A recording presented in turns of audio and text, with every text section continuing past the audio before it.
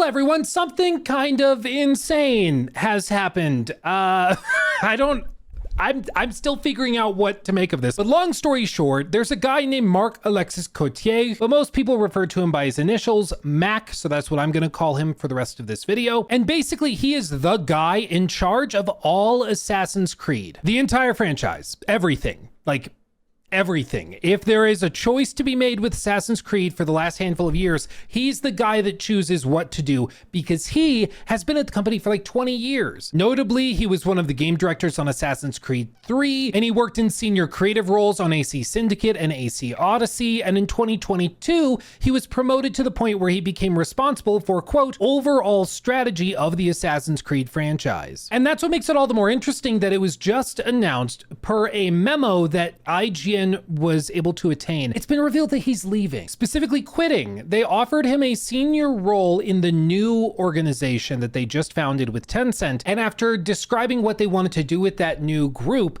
he declined the offer and is just leaving. He's just done, which is crazy. Again, I cannot stress enough just how instrumental this guy has been in the Assassin's Creed franchise since the very beginning. For him and the new leadership of this Vantage Studios group that we'll talk more about in a second, for them to disagree so completely on the future of the Assassin's Creed franchise is wild. And I don't know if it's a good thing or a very, very, very bad thing for the franchise, but we're going to talk about it in this video because this is insane. Like, it's crazy. This is kind of like if Todd Howard were to leave and just be like, yeah, I disagreed with the direction they were going on Elder Scrolls. That's basically what this is. This is insane. Also, I don't really have a sponsor or anything in this video, but if you like it, like the video and subscribe. I feel like that's what YouTubers are supposed to say to do. So yes, I'm a professional YouTuber. No, I am not good at asking people to subscribe. Sorry, not sorry. Okay, but do it or don't. I don't know. I'm not your dad. Let's talk about Assassin's Creed. Basically, Ubisoft made a deal where they would create a new organization wherein they would put Assassin's Creed and Far Cry and Rainbow Six, and that new organization would be co-owned by Tencent and Ubisoft together. It was eventually announced that this new studio group would be called Vantage Studios, and even though it's owned by Ubisoft mostly, it has a major interest held by Tencent, meaning that they do have at least some influence on it. It was also revealed back in July that they were going to name Christophe Derenay and Charlie Guillemot as co-CEOs of this new subsidiary group. Now, if you're like, geez, Charlie Guillemot, that name sounds familiar, it's because his dad is CEO of Ubisoft. Yeah, he's the son. Like, this is one of those moments where it's just like, it's really hard, Ubisoft, giggity. It's hard to justify this stuff because, like, are you really going to look at me in the face and tell me that this guy was the best one for the job? Like, really? Seriously? Just wait until I tell you what he did before this. His son had previously left Ubisoft to launch an anime avatar AI NFT startup, which I know this is going to be shocking, failed and lost a lot of money. And after that, he decided to come back and work for Ubisoft. And now he's been put in charge of literally everything that Ubisoft has that's worth anything. Like, I'm sure he's a nice guy and he's probably cool to hang out with, but like, really? Really? This is the guy who was the best for the job? Like, this is why people at Ubisoft feel like it doesn't matter how hard they work. It's all just about the family at the end of the day. Like, it's not about making the best games. It's not about putting the best people in charge. It's about familial obligation and nepotism, and it's all backdoor deals, and it's weird and slimy and just off. It's just not great. So that's one potential angle you could look at this through. You could say that Mac, after years and years and years of working hard on the Assassin's Creed franchise, was being told that he would have to work under a person that maybe he didn't think was the most qualified, who I'm sure has very unique ideas of his own. After doing an AI NFT startup, I'm sure he's got lots of innovative ideas. And he just decided, you know what? I'm good. I'm good. I don't want to follow under this guy's tutelage. I'm okay. That is one potential angle you could take. Now, to play devil's advocate, Charlie has worked on games before, actually, besides the NFT project that went nowhere. There's actually only a single record I've been able to find that was originally sourced, I believe, by Kotaku, and they found it on Moby Games, but it basically describes how Charlie Guillemot worked as a design, like creative director, and then a studio manager on Tom Clancy's Elite Squad, which was a mobile game back in 2020. You may not remember it because it got buried and was caught up in a scandal of its own, because you see, they had the bad guys in the game depicted with this big like black fist motif or whatever you'd call it.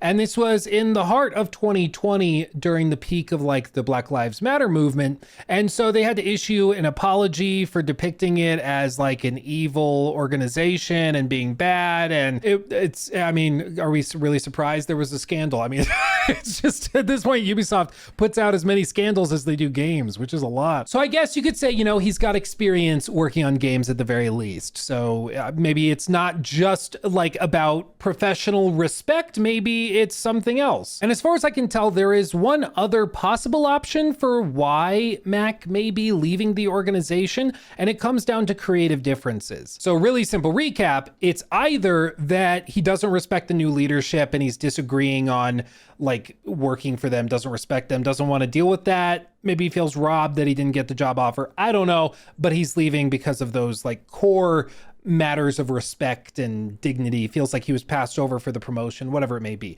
The other option is that they pitched him their vision of the future of Assassin's Creed, and he disagreed so fervently that he decided to quit instead of trying to make it work. And to understand how crazy that would be, let me just describe to you what Mac is responsible for. He has been in senior positions of creative leadership within the Assassin's Creed franchise pretty much since the Assassin's Creed 3 era, but primarily most of his influence came in 2015 with Assassin's Creed Syndicate, and then he headed up Odyssey and was then promoted to head up the next decade or so of Assassin's Creed games. So all of those big open world adventure RPG games, he has been pretty integral to making those happen. He also is the guy that's been in charge of the Animus Hub, which was originally called Assassin's Creed Infinity, but it's basically supposed to be one gigantic hub for all Assassin's Creed experiences. Originally, it was rumored that it was going to have a bunch of stuff like mini battle passes and cosmetics that can be carried from game to game and stuff like that. That sounds terrible. But eventually what we got in Assassin's Creed Shadows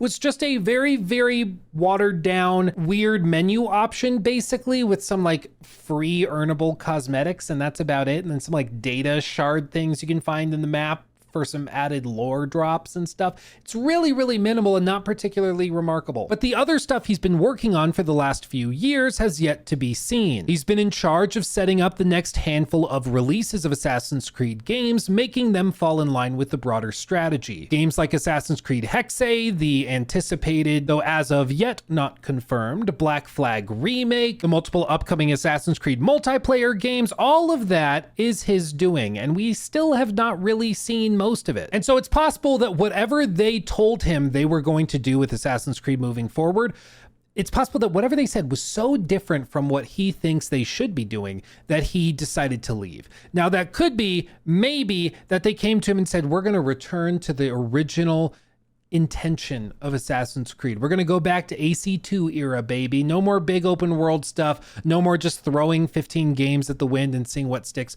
We're going to go back to making really, really high quality games and not over monetizing them. I think it's fair to say that that's probably not what's happening. The other option is that they pitched him a vision for the franchise that was so devoid of hope and joy that he was like, I gotta get out of here.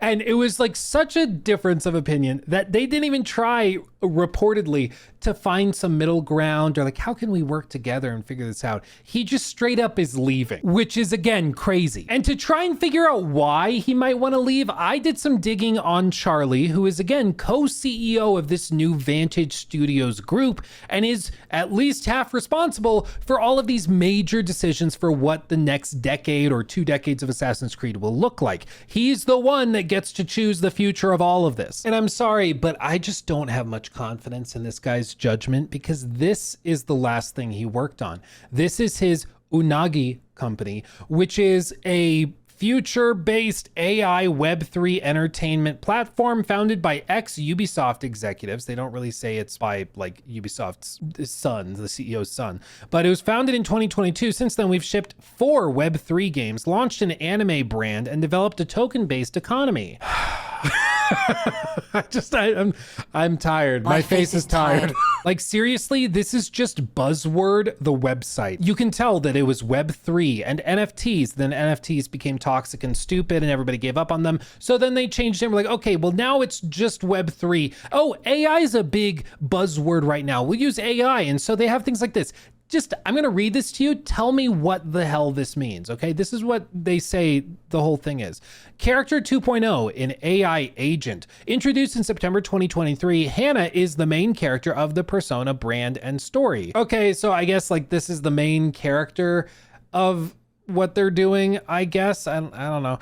Supercharged agent. Cutting edge AI agent with its own proprietary AI agent framework, leveraging the latest innovations. And transmedia, AI agent featured in various media forms, including short films, manga, and games designed to live alongside us daily. What?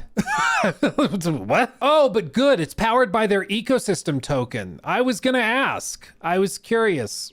I also love this. They don't describe the games clearly that they have. We build on-chain 4 games and counting. But what these actually are, it's a Web3 fantasy sports game. And this is a fantasy football platform with NFTs launched in April of 2022. So it's fantasy football, but with NFTs. Okay. And then EuroLeague, the platform expanded into basketball as its second sport with an exclusive partnership with the Turkish Airlines EuroLeague. Okay, and you can see there he is right there, Charlie Guimont, co-founder. Conveniently, they don't mention that Ubisoft backed this thing apparently and put a lot of money into it, which is kind of hilarious. And you might be like, Luke, what are we doing? This isn't relevant to all of this, but I think it is. We're trying to gauge the decision-making quality and expertise of the new head of a multi-billion-dollar venture. Because again, it's important to remember that Charlie Guimont has been placed in charge of a new group of studios in charge of Far Cry, Assassin's Creed, and Rainbow Six. Altogether, they value this new entity as being worth like $4+ billion, okay? And he's been put in charge of it, and his last game was about anime NFTs in Web3 with AI agent stuff. Like, I couldn't even explain to you what it is after reading the whole website. I have no idea. So my personal fear is that Mr. Guimont has been put in charge of this new venture by Daddy, and it's his new toy to play with, and we are going to see major changes come to Assassin's Creed, not in the form of returning to old school design philosophies, but rather that he is going to try and modernize it or freshen it up with Web3 NFT bullcrap or AI agent stuff with like AI stuff integrated into the development process. And when Mac heard about all this, he was like held to the no and decided to jump ship. And I think that that makes a lot more sense given all of the information. Like, listen, I get it. Some people may genuinely not like the games that Mac was responsible for leading up. You may not like Assassin's Creed Syndicate, Odyssey, the modern era. I know I certainly have lots of problems with it. I've made multi-hour critiques about all of these games, okay? I totally get it. But at the very least, he's an OG for Assassin's Creed, and he cares a lot about the franchise, certainly. And for him to be so disheartened by the pitch he received from the new leadership that he decided to leave, that's crazy. He's not retiring. He's not moving on to a better opportunity because he got offered a crap ton of money. He is very clearly not accepting their offer to join the new team because he didn't agree with the vision, which is something that they've alluded to a few places within this memo that leaked. As the memo says, as reported by IGN, Ubisoft staff were informed of the news this afternoon via an internal email, which discussed the need for Vantage Studios' leadership team to be quote unquote aligned with its core goals. IGN understands that Cotier was offered a role as part of Vantage Studios' leadership, but declined. So they say they need to be aligned, and that he also declined the offer to join the leadership ranks, which would suggest that he was not aligned with their vision. An internal note to Ubisoft staff obtained by IGN, Vantage Studios co-CEO Christophe Derenay said he was quote-unquote disappointed by Cotier's decision and that the former leader, quote, had his own expectations and priorities related to Vantage Studios' creation and future. There was something he thought that they should be doing or were going to do that he was so wrong about, he decided to leave. And they continue to follow this up by saying, quote, following the organizational restructuring announced back in March of 2025, Marc-Alexis Cotier has chosen to pursue a new path elsewhere outside of Ubisoft. A Ubisoft spokesperson told IGN today, quote, while we are saddened to see him go, we're confident that our talented teams will carry forward the strong foundation he helped build. We are deeply grateful for the impact that Mac has had over the years, particularly in shaping Assassin's Creed brand into what it is today. His leadership, creativity, and dedication have left a lasting mark on our teams and our players. We thank him sincerely for his many contributions and wish him continued success in all of his future endeavors. And I mean, honestly, guys, like I generally avoid the doom and gloom stuff, but this is wild. Like, I cannot stress that enough. I had the opportunity to meet Mac once when I was in Quebec. He was just in passing. He was going somewhere else. He wasn't like part of our meetings or anything when we were there checking out AC Shadows as a preview. But it was very clear that he is deeply passionate about Assassin's Creed. Like, this is not something he takes lightly. He loves this franchise. It has been his work for 2 decades. Like, the vast majority of his life, the majority of his adult life certainly, has been spent taking care of this franchise as best as he could, whether you agree with the direction he took it or not. He cares about it. And for him to walk away is wild. Now listen, leadership shakeups at Ubisoft are nothing new. Unfortunately, it happens quite frequently, and it leads to a lot of instability within the company. For example, back in 2020 was the first major shakeup of executive leadership within Ubisoft that had happened in at least a good long while. For most of the 2010 era, they were pretty consistent and they were growing. Their stock price kept going up and up and up and up. But then it was revealed that 3 more Ubisoft executives stepped down as part of basically the ramifications and like after effects of the Me Too movement. Creative officer Sergey, Canadian Studios head Yanis Malat, both were leaving the studio. Global head of HR Cecil Cornet leaves her role. And fun thing about this guy, Sergey, you may not know, but he was actually found guilty in a court of law for psychological harassment and also basically being complicit in consistent sexual harassment within the company that he knew about and refused to do anything about. And he was given a suspended sentence of 18 months, which means, as far as I understand it, he didn't have to serve it. He was basically on probation. If he violated that, he would have to go and serve the sentence. And then he was fined 45,000 euros.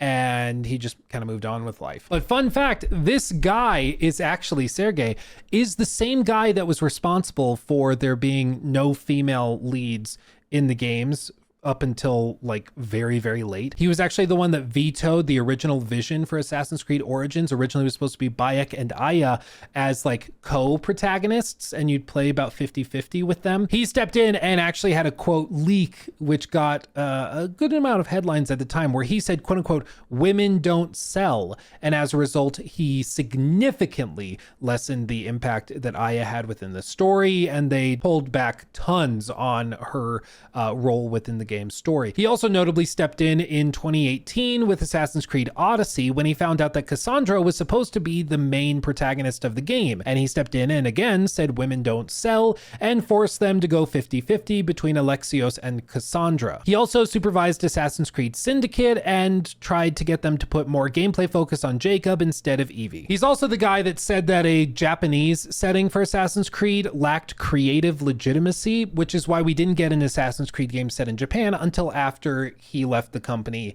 and was found guilty of psychological abuse, like literally. It's crazy. But the point is, after he left, they entered a new era of Assassin's Creed after 2020 with Valhalla, and then we had, of course, Mirage, we got Shadows, and now Mac is leaving as well, and that almost certainly is going to have ripple effects for the next handful of years. Games like Hexe are already locked in, the Black Flag remake already locked in, even the multiplayer games are already locked in, but it's the games that come after, probably 2027, where you're going to start to see the vision of this new leadership leadership team kick in, and we're going to see what their vision was that made Mac so dissatisfied that he decided to leave. Like, maybe it honestly is just that he felt robbed and that he should have been promoted, and when he wasn't and they promoted this AI NFT son, that he just decided, screw this, I'm out. Maybe that's what it is, and it really is that petty. But it seems that he was brought in, offered a role after they described what they wanted to do with the company and with the franchise moving forward,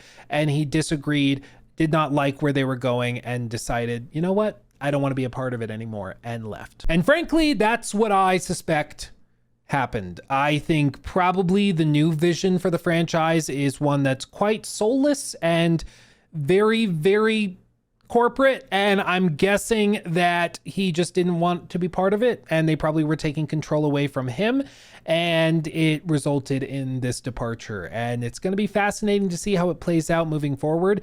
But again, we probably won't see the results of it for a couple years. But I'm just a firm believer that you should put the best people that are most qualified in the role for the job. Like, again, Charlie Guimont, I'm sure he's a nice guy. I would love to get a beer with him. I'm sure he's got some funny stories about daddy. But like, bro, are you really going to claim that you're the best fit for the job compared to people who have worked on these games for literal decades? You're the guy. You made a failed NFT AI, Web3 AI agent, whatever crap game. Like, what are you talking about?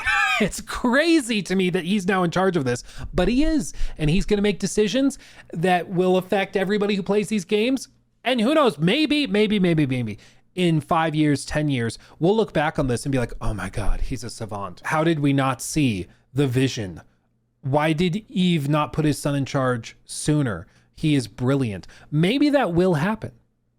Maybe. Probably not, but maybe that happens. I would be very surprised, but time will tell. But with that, let me know what you think of all of this. Do you think that this is no biggie and maybe it was just a matter of like personal disagreements, pride, maybe pettiness even? Do you think that that's what it was? Or do you think that he was given the sort of elevator pitch or even broad, expansive pitch on what they're doing with Assassin's Creed moving forward, and he was like, hell no, and got out of Dodge? I'm genuinely curious what you think. So put those thoughts in the comment section below. I'll look at them on stream. I'm very excited to hear what you think. Again, if you enjoyed the video and you want to see more coverage of video game stuff, subscribe, because that's what you should do if you're cool.